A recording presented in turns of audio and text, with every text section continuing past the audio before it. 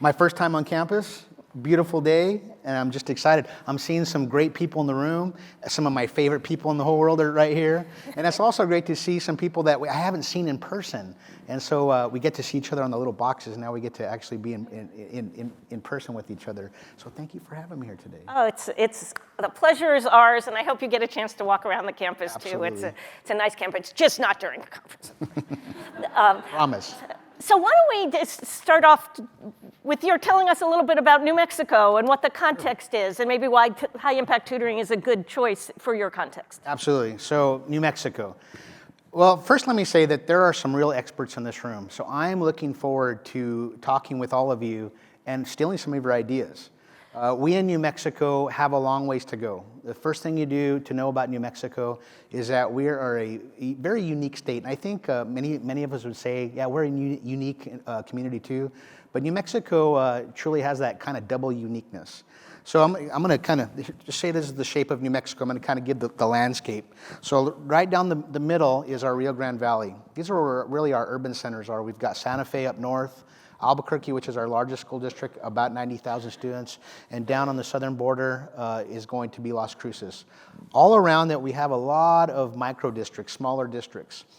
In those areas, this is where we see a lot of very rural families. This is where we see ranching and agriculture. But we also have 22 tribes, nations, and pueblos. With that, we have multiple languages spoke in each of those tribes, nations, and pueblos, and also a very Hispanic state. So we have Spanish speaking across the entire state.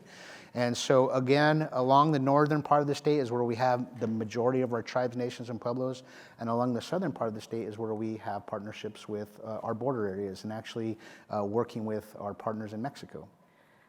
Yeah, that's a really wide variety of places. So what have you done with tutoring in New Mexico? So the other thing to know about New Mexico is that we have a long ways to go. So we are in last place right now, and that's something that we have to own, and I own myself. I've been in education for a long time, and I think what I found over time is that I need to go to the places where I think I can do the most help. And that's been the case when I've been a teacher, when I've been a principal, and especially as a superintendent, where I've been in communities where we have low single-digit proficiencies in math and reading. And when we look at New Mexico right now, across the state of New Mexico, we have 305,000 students, give or take. And in that, there's something that is really driving us. We have a lawsuit in New Mexico that is helping us provide direction of how we're moving forward. This is the Martinez-Yazzie lawsuit. This is telling us that we in New Mexico have not done justice for students across the state of New Mexico, really in 4 areas: our special education students, our Hispanic students, our Indian students, and our low socioeconomic students. Really what that means is that's everybody in New Mexico. And so that's really how we're approaching this, is being able to do that work. A couple of other statistics is we're right now about 38% proficient in reading, and we're about 24% proficient in math.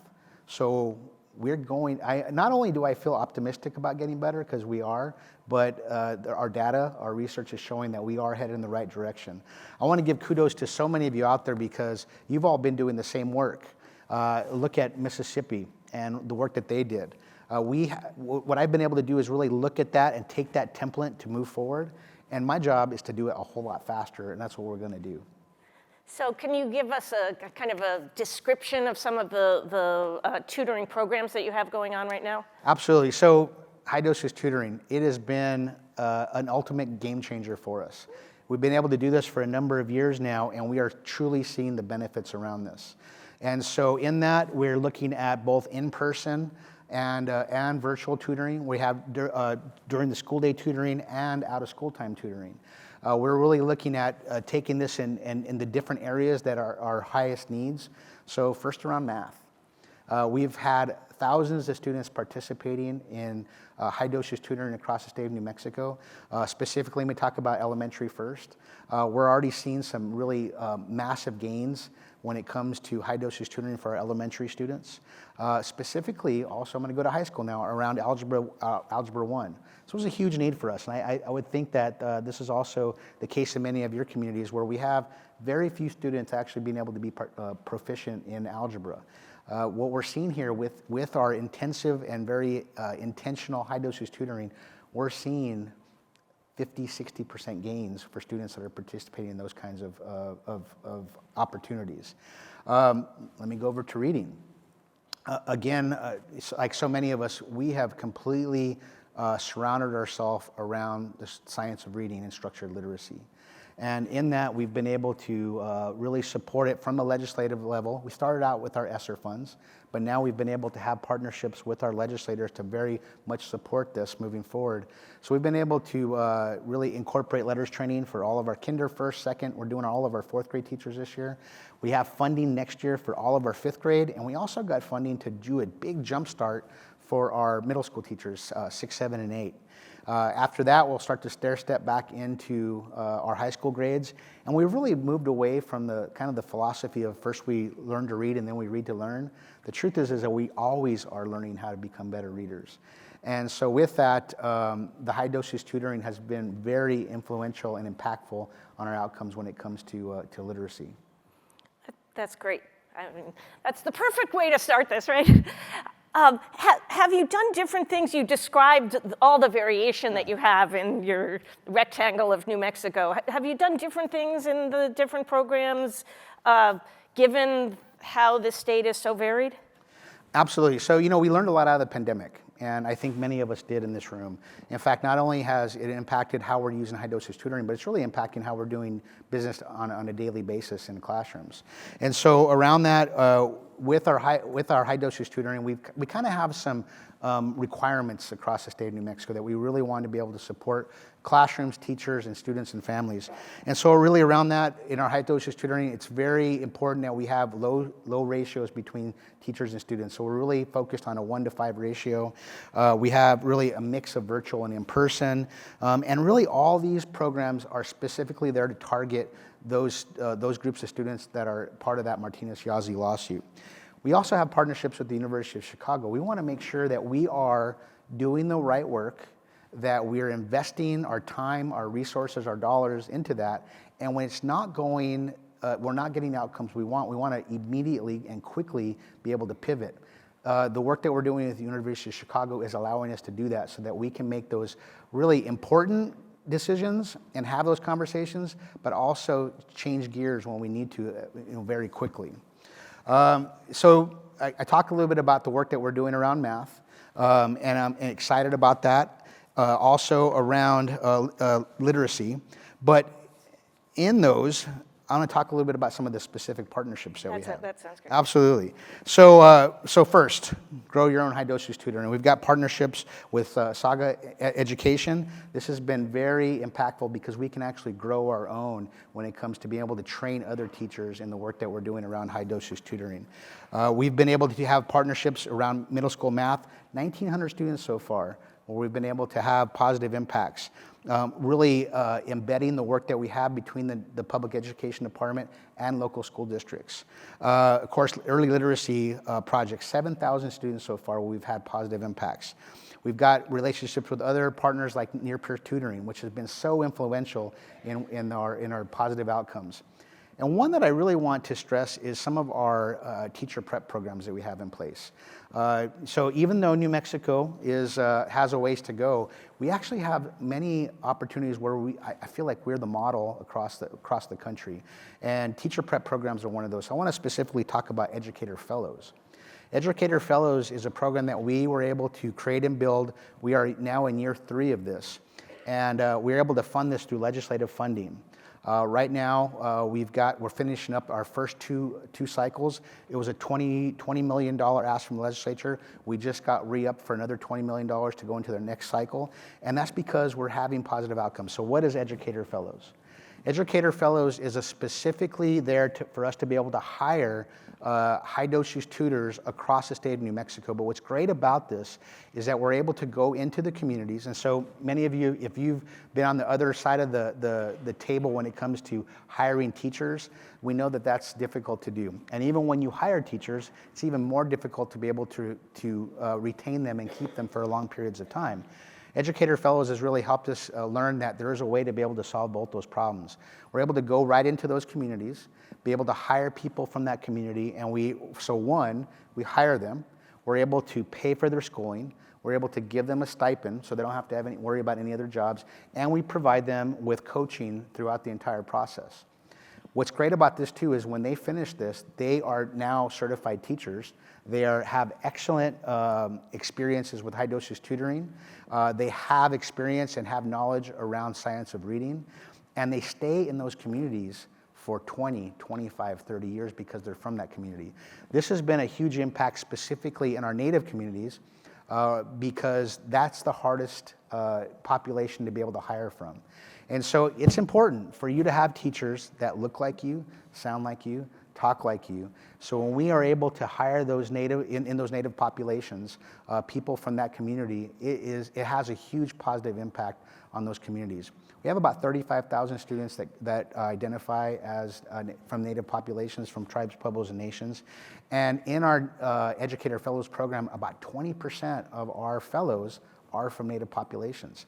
I don't have that statistic in anything else right now. So that is already having a huge impact. We're already seeing a number of students graduate and becoming teachers now, and we've got about 500 other fellows across the state of New Mexico in some of our most needy rural areas in the state, which has been great. That's amazing. I think actually that's an important thing from a researcher's perspective to really track, because it would be so kind of important to see that pathway is possible, and it really changes who becomes a teacher and how long they stay.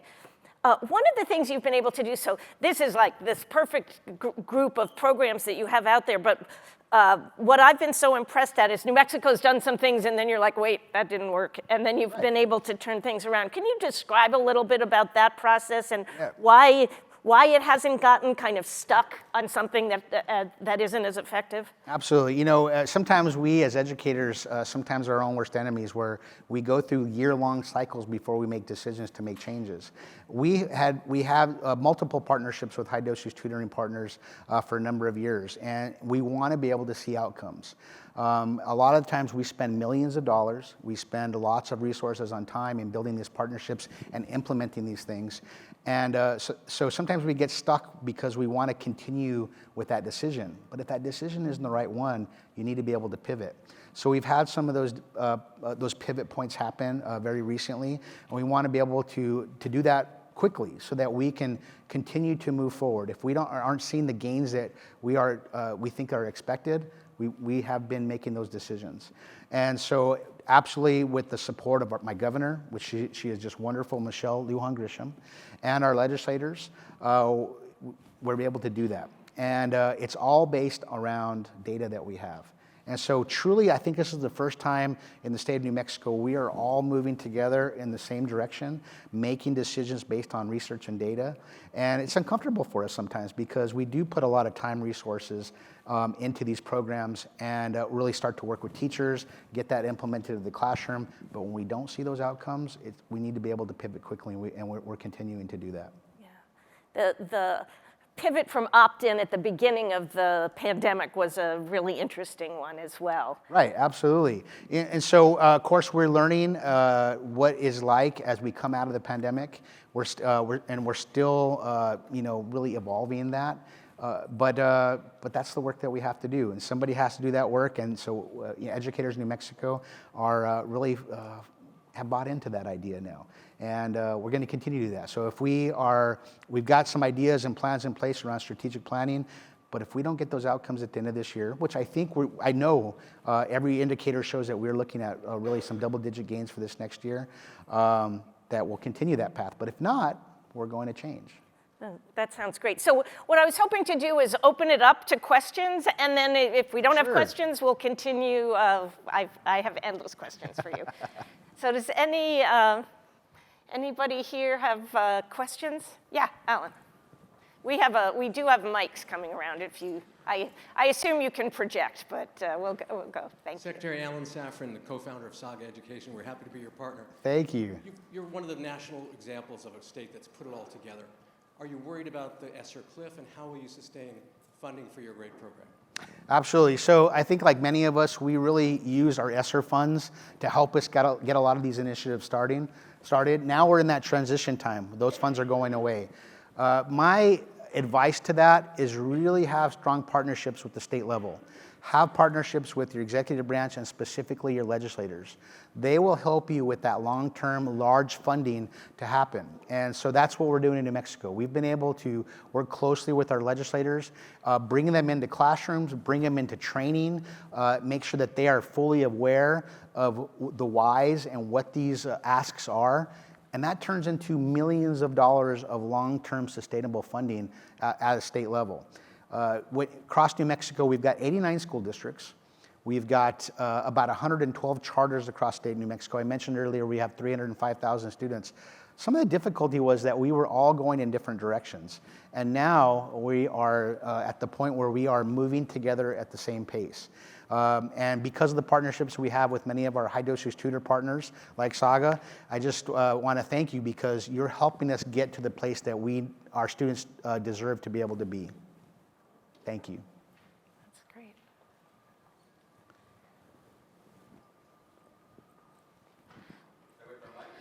It's coming, yes. Helen's bringing it to you, thanks.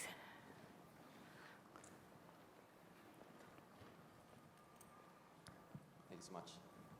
Hey there, thank you for your Good morning. comments. I'll piggyback off of Alan's questions. I'm Alejandro, the CEO and founder of Springboard Collaborative in Paloma, and I want to ask about parents.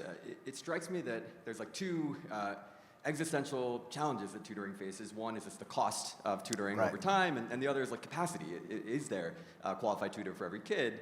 And it strikes me that families are really an underutilized resource in that they're willing and able to tutor their kids, and they're happy to do it for free. So I'm curious how you think about leveraging families in the state of New Mexico as part of the effort to increase kids' access to one-on-one instruction. I am so happy you asked that question. So there's two things I want to talk about. Really, one is our Cradle to Career initiatives, and also specifically some of the details around some of the newest literacy efforts that we have. So Cradle to Career. Some other things that we've been able to heavily invest in New Mexico is one, early childhood education. We found through research that because our students are coming to us with very little and low experiences with literacy, and so because of that, we have done a lot of work to be able to build in systems to be able to support families in early literacy opportunities. Many of our students coming in as kindergartners were about 18 months behind. So what does that mean? They didn't have experiences with text. They didn't have the home libraries. Many families didn't have adults reading to them. They didn't have opportunities to be able to just be out there and experience the world. And so right now, our legislature has been very supportive in ensuring that every child in New Mexico now has free access to early childhood care. And in that, we've been able to develop a curriculum that provides early literacy and even high-dosage tutoring at those young ages. Now I'm gonna kind of jump forward to the other end. As we are graduating our students, New Mexico is also a place where every student, every citizen of New Mexico has the ability to go to 2- and 4-year programs essentially for free. And this has been huge because as we've come out of the pandemic, it's really helped us out to be able to keep enrollment numbers up at our universities across New Mexico and making sure that they have the opportunity to go either into the workforce in trades programs or into 2- and 4-year programs for degrees. And this has been a huge benefit for New Mexico. And then of course, all the work that we're doing in the middle for K-12 education. And one area I want to focus on now is really our next step when it comes to literacy is what we're doing around the science of reading, structured literacy, and the components of high-dosage tutoring within that. This year, our legislature did support us also with $30 million to be able to provide a summer literacy program. The end goal is to create a New Mexico Literacy Institute. We also got funding to be able, another $30 million to be able to do that, to be able to build the physical infrastructure to do that. So what is the New Mexico Literacy Institute? I've been able to go out to many of your states to see the work that you're doing around the same work, and I'm just stealing it from you. Yeah, and that's what we do, right? And so we want to be able to build this Literacy Institute to be able to bring all those resources together. I talked about the work we're doing around letters training, but we need a place to be able to have teachers continue to be trained, have those model classrooms that are connected to our higher ed institutions, also with our districts. We're able to work with our universities across New Mexico to ensure and require that all teacher prep programs have built in the science of reading into those programs. But it's also a place for families. So no matter where you're at in New Mexico, it's a place where you can go to get the training yourself in what structured literacy is, to be able to get interventions and support. It's also great for our charter school networks and even our homeschool families to make sure that they get that same access to things like that. But it's going to take us a little bit of time to be able to get that physical building in place. If you've ever built a new school or a new wing, it takes a little bit of time. And so in between there, legislature again is supporting us to be able to make sure that we can continue this work. And so starting this summer, we're going to be working with 10,000 students from across New Mexico in structured literacy. It's going to really follow the model of high dosage tutoring, where we'll have a 4-to-1 ratio. That never happens for us. And so we have families very much taking advantage of this. We're working with multiple vendor partners right now to do this work. And in a week or so, we're going to be training 2,500 instructors from across New Mexico. This includes current teachers, retired teachers, educational assistants, out-of-school time partners. We're working with our municipalities and counties for their summer school programs, and we're even working with our early childhood private providers to do this kind of work. Again, we're looking at starting this. It's going to be a 4 to 6 week program. This is going to be a huge jump forward for us to be able to get students closer to being at grade level for reading. And then we're also doing long-term studies to see how this affects them. And we're working with incoming kindergartners all the way to outgoing 8th graders. So hopefully I'll get a chance to be able to share the results of this, but we are on the right path, and we've been able to learn from so many of you, and we're replicating that in New Mexico now. That was a terrific answer, and I think what I've loved about this is that you're taking such a multidimensional approach. So you've got families in there both tutoring directly to students, to their own children, but also being advocates for it and knowing that that's something that schools can provide, that the teachers and the teachers in the classroom, but also you're leveraging teacher preparation programs, which is just an amazing way of both improving preparation, because teachers in training are really getting practice with students, but then also providing all of that to students. So I think we want to think about all of this today.